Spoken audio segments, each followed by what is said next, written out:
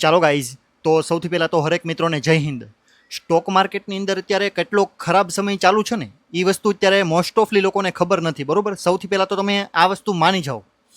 હવે સ્ટોક માર્કેટની અંદર અત્યારે કોઈ પણ માણસ અનુભવી હોય તો પણ ભલે અને બિન અનુભવી હોય ને તો પણ ભલે, મતલબ કે સ્ટોક માર્કેટ વિશે કોઈ પણ વસ્તુની માહિતી ન હોય ને તો પણ ભલે, તમે એક વસ્તુ સિમ્પલ રીતે સમજી જાઓ કે ભાઈ જો સ્ટોક માર્કેટમાં તમારે હકીકતમાં કામ કરવું છે ને તો તમારે એકદમ શાંતિથી અને એકદમ પેશન્સલી કામ કરવું પડશે. કેમ કે જે ઇન્ડિયાનું સ્ટોક માર્કેટ છે ને અત્યારે મોસ્ટ ઓફલી આખા વિશ્વનો ગ્લોબલ માર્કેટ કહેવાય ને એની હારે ડાયરેક્ટ ઇનડાયરેક્ટ સંકળાયેલું છે. અત્યારે ઓલમોસ્ટ વિશ્વ લેવલે ગ્લોબલ લેવલે તમે કોઈ પણ જગ્યાએ તમે કાંઈ પણ ન્યૂઝ જોતા છો ને તો ઇન્ડિયાને ક્યાંક ને ક્યાંક પ્રોબ્લેમ આવતો હશે. આ વસ્તુ તમે સમજી જાઓ. અને જ્યાં સુધી ઇન્ડિયન ઇકોનોમી ઉપર કાંઈ પણ પ્રશ્ન ઊભા થશે ને ત્યાં સુધી ઇન્ડિયાનું સ્ટોક માર્કેટ ભાગશે નહીં. ઘણા બધા લોકોને ન્યૂઝના મારફતે અથવા તો કોઈ પણ યુટ્યુબ વિડીયો હોય તો પણ ભલે, અથવા તો કોઈ પણ સોશિયલ મીડિયાના માધ્યમથી ઘણીવાર એક વસ્તુ કહેવામાં આવે કે ભાઈ કાલે ભાગશે સ્ટોક માર્કેટ, આજે ભાગશે સ્ટોક માર્કેટ. પરંતુ શેર બજાર એવી વસ્તુ છે કે ભાઈ આ રીતે પહેલાં તો નહીં ભાગે. આ વસ્તુ તમે પહેલાં સિમ્પલ ક્લિયર કરો. સ્ટોક માર્કેટ એ કોઈની પણ હાથની વસ્તુ નથી કે ભાઈ હું તમને એમ કહી દઉં કે કાલે ભાગશે તો કાલે ભાગી જાય. આ વસ્તુ અશક્ય છે ભાઈ. આ રીતે સ્ટોક માર્કેટ કોઈ દિવસ ચાલશે નહીં. અને રહી વાત સ્ટોક માર્કેટનું આવતીકાલે શું થશે, તો સ્ટોક માર્કેટનું જે ટોપ અને બોટમ કહેવાય ને એ વસ્તુ કોઈ દિવસ કોઈને મળી નથી અને કોઈ દિવસ કોઈને મળશે પણ નહીં. અગર કોઈ પણ માણસ તમારી પાસે આવે, હું હોય તો પણ ભલે અને બીજો કોઈ પણ માણસ હોય આ દુનિયાનો, અગર તમને કાલે ઉઠીને કોઈ પણ માણસ એમ કહે ને કે ભાઈ આ શેર બજારનું બોટમ કહેવાય, તો કોઈ દિવસ ભૂલમાં માનતા નહીં અને એક પણ રૂપિયો લગાડતા નહીં. કેમ કે શેર બજારનું ટોપ અને બોટમ કોઈ દિવસ કોઈને મળ્યું નથી અને કોઈ દિવસ કોઈને મળશે પણ નહીં. તમારી પાસે ગમે એટલા રૂપિયા હોય તો પણ ભલે અને ગમે એટલા રૂપિયા ઓછા હોય ને તો પણ ભલે. ઓકે, તો સ્ટોક માર્કેટનું પહેલાં તો ટોપ અને બોટમ આ બંને વસ્તુ ગોતવાની બિલકુલ બંધ કરી દો. ત્યારબાદ જે માણસ હકીકતમાં શેર બજારમાં રૂપિયા કમાવા આવ્યો છે ને તો એ માણસને હું એટલું જ કહીશ કે ભાઈ એક વસ્તુ, તમારી એક થિયરી પકડાવો, તમે એક સિસ્ટમ ઊભી કરો તમારી પર્સનલી પોતાની. એવું નહીં કે ભાઈ હું યુઝ કરું છું તો તમે પણ યુઝ મળો કરો અને તમે પણ પૈસા મળો બનાવવા. આ રીતે નહીં ચાલે. તમારે તમારી પોતાની એક થ્રોટ પ્રોસેસ હોય તો પણ ભલે અને એક પોતાની સિસ્ટમ હોય ને કામ કરવાની તો પણ ભલે. આ બંને વસ્તુ તમારે પોતાની ક્લિયર કરવી પડશે, એકદમ પોતાની નવી બનાવવી પડશે. કેમ કે શેર બજારની અંદર ગમે એટલા લોકો કામ કરતા હોય, બધાની પોતપોતાની એક અલગ સિસ્ટમ હોય, પોતપોતાના મગજ અનુસાર હરેક માણસ કામ કરતો હોય. બરોબર, કેમ કે હું 1 લાખ રૂપિયાનો લોસ લઉં ને એ 1 લાખ રૂપિયાનો લોસ શાયદ તમે સહન ન પણ કરી શકો અને શાયદ કોઈક માણસ 1 કરોડનો લોસ લે એ 1 કરોડનો લોસ હું સહન ન કરી શકું. આવું બની શકે. તો આ વસ્તુ તમે ભૂલી જાઓ કે ભાઈ હું ઓલા માણસની જેમ કામ કરું, ઓલા માણસની જેમ ફલાણાની જેમ પ્રોફિટ કરું, લોસ કરું, મારે ચાલશે. તો આ વસ્તુ બિલકુલ ભૂલી જાઓ. સ્ટોક માર્કેટમાં હંમેશા પોતાની એક કેપેસિટી અનુસાર કામ કરવાનું હોય. હવે અત્યારે હું તમને કાંઈ આવી બકવાસ વસ્તુ કહેવા માટે નથી આવ્યો. આ બધું રિયાલિટી છે, મોસ્ટ ઓફલી લોકોને ખબર જ હશે. હવે મેં તમને ગઈકાલે જે આની પહેલાંનો વિડીયો છે ને એની અંદર મેં તમને સ્ટોક માર્કેટની અંદર ડિફેન્સ સેક્ટરની સારામાં સારી જેટલી ઇન્ડિયાની કંપની છે ને એના વિશે માહિતી આપેલી છે. બરોબર, હવે જે માણસને ડિફેન્સ સેક્ટરની સારી કંપની ઇન્ડિયામાં કઈ છે ને એ વસ્તુ ન ખબર હોય ને તો એ વિડીયો જોઈ લેજો. અત્યારે તમે ડિફેન્સ સેક્ટરની એકદમ ખાસ વાત કહું છું ઇન્ડિયા માટેની. જે પણ માણસ ઇન્ડિયાના સ્ટોક માર્કેટમાં સારામાં સારી કંપની, ભવિષ્યમાં સારામાં સારી ભાગી શકે એવી કંપની ગોતતો હોય ને તો એ માણસ માટે સૌથી વધારે મહત્વની માહિતી આપું છું અત્યારે કે ભાઈ કોઈ પણ સેક્ટર ભાગવાનું છે અથવા તો નથી ભાગવાનું ને એ વસ્તુ ખબર ક્યાંથી પડે. સ્ટોક માર્કેટની અંદર કોઈ પણ સેક્ટર ભાગશે, કોઈ પણ કંપની ભાગશે તો કેટલી ભાગશે અને એનું ભવિષ્ય કેટલું સારું છે ને એ વસ્તુ તમને ક્યાંથી ખબર પડે. ગવર્મેન્ટ, ઇન્ડિયાનું થ્રોટ પ્રોસેસ કે ભાઈ ઇન્ડિયાને કોઈ માણસ હેન્ડલ કરે છે, ગવર્મેન્ટ કરે. કોઈ પણ દેશની હેન્ડલ કોણ કરે? એ દેશની ચૂંટાયેલી જે કોઈ ગવર્મેન્ટ હોય ને કે ભાઈ પોલિટિશિયન, કોઈ પણ માણસ ચૂંટાણો હોય એ માણસની થ્રોટ પ્રોસેસને ફોલો કરો કે ભાઈ એ માણસને હાથમાં જ્યારે પણ માઇક આવે અને જ્યારે કેમેરા સામે ઊભો હોય તો એ કઈ રીતની વાત કરે છે, કેના વિશે વાત કરે છે અને કઈ વસ્તુ બાબતે એ માણસ સિરિયસ છે એ વસ્તુ જોવો. ત્યાંથી તમને મોસ્ટ ઓફલી ડેટા મળશે કે ભાઈ આ માણસ ભવિષ્યમાં 2-4 મહિના પછી, 2-4 વર્ષ પછી આ ડિસિઝન 101% લેશે. 101% મતલબ 101%. આ રીતના તમે જ્યારે એના 10 થી 20 ઇન્ટરવ્યૂ, 10 થી 20 એના ક્યાંય હેડલાઇન્સ સાંભળશો ને માણસની ત્યારે તમને ખબર પડશે કે ભાઈ ઇન્ડિયાની અંદર આવનારા 10 વર્ષ 20 વર્ષ માટે કયું સેક્ટર ભાગવાનું છે. હવે મેં તમને ઇન્ડિયાની અંદર ડિફેન્સ સેક્ટર કીધેલું છે કે ભાઈ સારામાં સારું ભાગ છે ભવિષ્યમાં. અત્યારે સુધી ભાગેલું છે અને હજી ભવિષ્યમાં ભાગશે. 101%ની વાત છે, ગેરંટીની નથી વાત, પરંતુ જ્યાં સુધી મારો વિશ્વાસ છે ને ત્યાં સુધી ભાગવું જ જોશે. કેમ કે અત્યાર સુધી ભાગેલું છે અને આવનારા સમયમાં ભાગશે, એનો ડેટા હું તમને આપું છું. હવે તમે એક વસ્તુ સિમ્પલ રીતે સમજો. ઇન્ડિયાનું બજેટ દર વર્ષે એક પાસ કરવાનું આવે, બરોબર. આપણા દેશના ફાઇનાન્સ મિનિસ્ટર આ બજેટ પાસ કરે અને આની અંદર કહેવામાં આવે કે ભાઈ કઈ કઈ જગ્યાએ કેટલા રૂપિયા ફાળવવામાં આવેલા છે. હવે ઇન્ડિયાનું બજેટ જે છે ને, અત્યાર સુધીમાં ડિફેન્સ બજેટની અંદર છેલ્લા 10 વર્ષની અંદર લગાતાર ગવર્મેન્ટે વૃદ્ધિ કરેલી છે. મતલબ કે દર વર્ષે જેટલું બજેટ હોય ને એનાથી ઉપરનું બજેટ ફાળવેલું છે. મતલબ કે આ વર્ષે કદાચ 1 લાખ રૂપિયા હોય ને તો આગલા વર્ષે મિનિમમ 2 લાખ રૂપિયા હશે, અથવા તો 1.5 લાખ રૂપિયા, અથવા તો એટલીસ્ટ 1,25,000 તો હશે. તે એટલો બજેટમાં દર વર્ષે વધારો નાખે છે. હવે આ વસ્તુ થવાનું કારણ શું? કે ભાઈ ઇન્ડિયન ગવર્મેન્ટ કોઈ ગાંડી નથી કે ભાઈ લાખો કરોડો રૂપિયા આ કોઈ પણ એક મામૂલી સેક્ટરમાં નાખી દે. કેમ કે આ સેક્ટર છે ને, ઇન્ડિયાને વિકાસ કરવો છે અને વિકાસ જેટલો પણ કરેલો છે એ જગ્યાએ માત્ર ઊભું રહેવું છે ને તો પણ આ બજેટ એને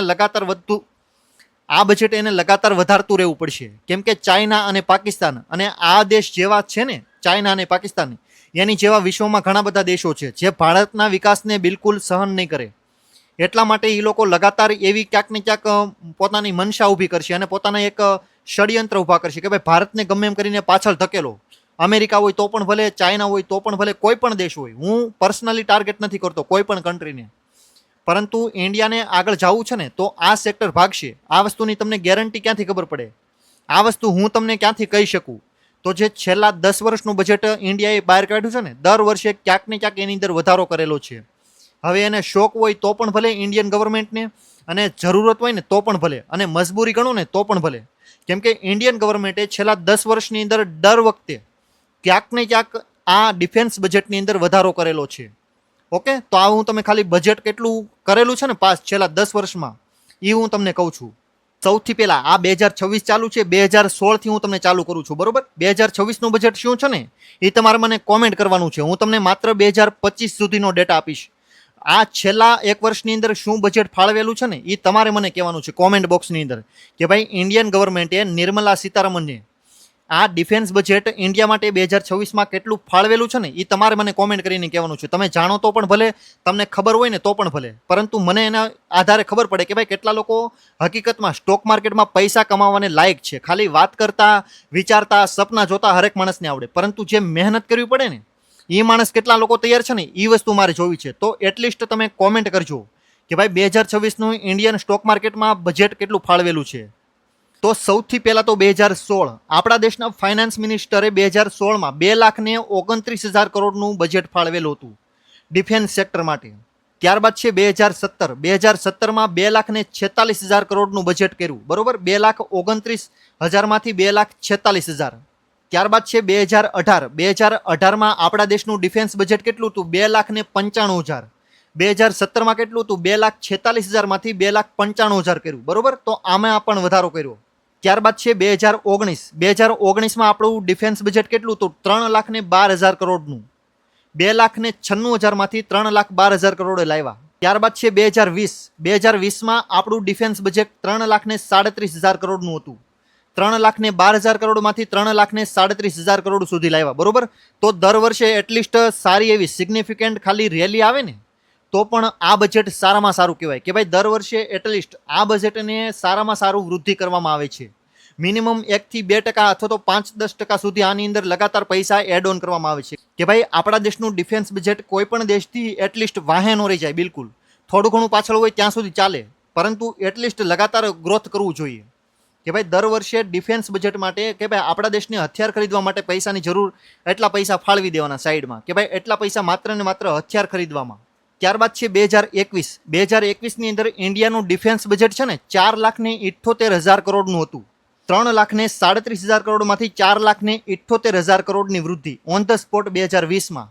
તો આ બજેટની વૃદ્ધિ છે ને એ સમયે સારામાં સારી હતી અને ત્યારે શાયદ આ સેક્ટરની ઘણી ખરી કંપનીઓ સારામાં સારો ગ્રોથ કર્યો હતો. કેમ કે ઇન્ડિયાના સેક્ટરમાં કોઈ પણ સેક્ટર માટે જેટલા પૈસા ફાળવવામાં આવે ને એટલું એ સેક્ટર માટે એ સેક્ટરની કંપનીઓને સારામાં સારું ગ્રોથ મળે કે ભાઈ એ સેક્ટરની કંપનીઓને એક પ્રકારે ઓર્ડર ઘણા ખરા સારામાં સારા મળી શકે. તો નાની કંપનીઓ મોટી થાય અને મોટી કંપની એનાથી પણ મોટી થાય. ત્યારબાદ છે 2022માં 5,25,000 કરોડનું બજેટ હતું. 4,78,000 કરોડમાંથી 5,25,000 કરોડ. તો આ ગ્રોથ પણ સારામાં સારું કહેવાય કે ભાઈ એટલા જે પૈસા ઉમેર્યા ને આ એક પ્રકારે સારામાં સારું કહેવાય, નોર્મલ નો કહેવાય. આ વૃદ્ધિ સારામાં સારી કહેવાય. ત્યારબાદ છે 2023ની અંદર 5,94,000 કરોડનું બજેટ કરવામાં આવ્યું. 5,25,000 માંથી 5,94,000 કરોડ. તો આ ગ્રોથ પણ સારામાં સારી કહેવાય. ત્યારબાદ છે 2024ની અંદર 6,01,000 કરોડનું બજેટ કરવામાં આવ્યું હતું. 5,94,000 માંથી 6,01,000. તો આ વસ્તુ તમે નોર્મલ કહો ને તો ચાલે, પરંતુ એક વર્ષ માટે છે તો ચાલશે. બાકીના તમે અમુક વર્ષ જોવો ને તો એની અંદર ઘણી ખરી વાર 30,000 કરોડથી પણ વધારે પૈસા ફાળવેલા છે. તો આ વસ્તુ તમે જોઈને આ વસ્તુ નોર્મલ ગણી શકો. આ વસ્તુ ખરાબ ન કહેવાય, કેમ કે ઘણીવાર કોઈ પણ દેશની ઇકોનોમી જ્યારે ઠંડી પડે ને ત્યારે સરકાર પાસે પૈસા ન હોય, બજેટ એટલું બધું ફાળવી ન શકે. તો આ વસ્તુ તમારે તૈયાર રહેવું પડે, કેમ કે કોઈ પણ કંપનીમાં તમે રોકાણ કરો ને ત્યારે તમારે એ કંપનીનું સેલ્સ, પ્રોફિટ, નેટ પ્રોફિટ કાંઈ પણ જોવો, તમારે એવરેજમાં જોવાનું. નહીં કે ભાઈ મારે જોતો જ છે દર મહિને પ્રોફિટ, આ વસ્તુ નહીં મળે. એવરેજ કે ભાઈ કંપનીનું લગાતાર પરફોર્મન્સ કેવું રહ્યું છે. 1-2 મહિના માટે કોઈ પણ કંપની હોય, કોઈ પણ માણસ હોય, ગમે ત્યારે થોડું ઘણું આમ તેમ થઈ શકે ભાઈ. ગમે ત્યારે બિલકુલ ઝીરો પણ પ્રોફિટ આવી શકે. કોરોના જેવો સમય આવે તો સારામાં સારી કંપની પણ નેટ પ્રોફિટમાં ઝીરો બતાવી શકે. પરંતુ તમારે એવરેજ જોશો ને ત્યાં તમને ખબર પડશે કે ભાઈ કંપની એટલીસ્ટ સારી છે, કોઈ પણ વાંધો નથી. ત્યારબાદ છે 2025માં 6,22,000 કરોડનું બજેટ ફાળવવામાં આવ્યું. તો આ વસ્તુ પણ સારી કહેવાય. 6,01,000 કરોડમાંથી 6,22,000 કરોડ સુધી બજેટ લઈ ગયા. તો તમે આ વસ્તુ સિમ્પલ રીતે સમજો. 2016માં બજેટ કેટલું હતું? 2,29,000. અને 2025માં બજેટ કેટલું છે? 6,22,000 કરોડ. તો આ વસ્તુ તમે સિમ્પલ રીતે પહેલા તો શાંતિથી બેસો અને વિચારો કે ભાઈ કોઈ પણ સેક્ટર 2016માં 2,29,000 કરોડ ફાળવવામાં આવતા હતા. હાલમાં 2025માં તમે જુઓ ને, આનું છેલ્લું વર્ષ 2026 પહેલાનું, તો 6,22,000 કરોડ, ઓલમોસ્ટ 3 ગણા રૂપિયા વધારી દીધા સરકારે, બરોબર. તો આ જે 3 ગણા રૂપિયા વધાર્યા ને એ ખાલી પૈસા કેવા ખાતર નથી વધાર્યા, કેમ કે આ બધી કંપની જે આ સેક્ટરમાં કંપની હોય ને એને ઓર્ડર પણ એ રીતના નાના મોટા અથવા તો જે કંપનીને બિલકુલ ન મળતા હોય ને એને પણ ઓર્ડર ધીમે ધીમે મળવા મળે. તો કોઈ પણ સેક્ટર ભાગવાનું છે કે નહીં ને એ તમને અહીંથી સૌથી વધારે ડેટા મળે કે ભાઈ. તો તમારે આ વસ્તુ સિમ્પલ રીતે સમજવી પડે. ખાલી સ્ટોક માર્કેટમાં સારી કંપની ગોતવી ઇનફ નથી ભાઈ. તમારે દેશ દુનિયામાં ધ્યાન હોવું જોઈએ, કયો પોલિટિશિયન કઈ બાજુ છે. અને જે આપણા દેશના મેન ચહેરા કહેવાય ને કે ભાઈ નરેન્દ્ર મોદી હોય, અમિત શાહ હોય, નીતિન ગડકરી હોય, S.J. શંકર હોય, રાજનાથ સિંહ હોય, આ બધા ઉપર લગાતાર તમારું ધ્યાન હોવું જોઈએ. કેમ કે આ બધા લોકો જે વિચારે છે, જે બોલે છે ને એની આસપાસનું તે ઇન્ડિયા પરફોર્મન્સ કરશે 101%. અગર રાજનાથ સિંહ એમ કહે છે કે ભાઈ હવે પાકિસ્તાન આપણી ઉપર અટેક કરશે તો એનો નકશો બદલી નાખશું, તો 101% નકશો બદલાશે. પછી 5 વર્ષમાં બદલાય તો પણ ભલે, અને 15 વર્ષે બદલાય ને તો પણ ભલે. અગર આપણા દેશનું રક્ષામંત્રી એમ કહે છે કે ભાઈ આ વસ્તુ કરવાની ઈચ્છા છે અમારી, તો વહેલા મોડી કરશે. થોડીક લેટ કરે પરંતુ કરશે, એ વાત ફાઇનલ છે. થોડું ઘણું આમ તેમ થઈ શકે ભાઈ ન છું, આગલી વખતે પાછો ટ્રાય કરશે, પરંતુ એટલીસ્ટ ગમે ત્યારે એને મોકો મળશે ને ત્યારે એ માણસ એ વસ્તુ કરશે. તો આ શબ્દો તમે સાંભળો. ખાલી સારી કંપની ગોતવી ઇનફ નથી. સરકાર આ સેક્ટર જે કોઈ છે ને, ઈવી સેક્ટર હોય તો પણ ભલે, પેટ્રોલ ડીઝલનું હોય તો પણ ભલે, કેમિકલ સેક્ટર હોય તો પણ ભલે, FMCG હોય તો પણ ભલે, કોઈ પણ સેક્ટર હોય, આપણા દેશની સરકાર એના વિશે શું વિચારે છે ને એ લગાતાર તમે જોતા રહ્યો. ત્યાંથી તમને ખબર પડે કે ભાઈ આ કોઈ પણ સેક્ટર હોય એમાંથી સારામાં સારું પરફોર્મન્સ કયું સેક્ટર આપી શકે, એ અહીંથી તમને ખબર પડે. ગવર્મેન્ટ ઉપર નજર રાખો. હવે એટલું બધું કીધા બાદ ઘણા બધા લોકો કોમેન્ટ કરશે કે ભાઈ સારી કંપની અમને કયો, ખાલી સેક્ટરનું નામ, ખાલી સેક્ટર કેટલું સારું છે, ભવિષ્યમાં શું કરી શકે, આ બધું અમારે નથી જાણવું, પરંતુ આની સાથે સાથે અમને કંપનીના નામ પણ આપો. તો આના માટેનો મેં તમને આની પહેલાનો જે વિડીયો છે ને એની અંદર મેં તમને ઘણી ખરી કંપનીના નામ પણ દીધા છે, અને એ કંપનીની સાઇઝ શું છે ને એના વિશે પણ મેં તમને ઘણી ખરી ઇન્ફોર્મેશન આપેલી છે. ત્યારે હું તમને ખાલી ઉપરથી ખાલી કંપનીના નામ આપું છું, પરંતુ જે લોકો કંપની વિશે થોડી ઘણી અંદરનું માહિતી લેવા માંગતા હોય ને તો એ લોકો એ વિડીયો પણ જોઈ લેજો. બિલકુલ નાનો વિડીયો છે, એટલું બધું કંઈ ટાઈમ પાસ નથી થવાનું એમાં. સૌથી પહેલી કંપની છે હિન્દુસ્તાન એરોનોટિક્સ લિમિટેડ. બીજા નંબર ઉપર છે ભારત ઇલેક્ટ્રોનિક્સ લિમિટેડ. ત્રીજા નંબર ઉપર છે ભારત ડાયનેમિક્સ લિમિટેડ. ચોથા નંબર ઉપર છે Mazagon dock ship builders limited. પાંચમા નંબર ઉપર છે garden reach and ship builders limited. છઠ્ઠા નંબર ઉપર છે કોચિન શિપયાર્ડ લિમિટેડ. સાતમા નંબર ઉપર છે Paras defence and space technology limited. આઠમા નંબર ઉપર છે ડેટા પેટર્ન લિમિટેડ.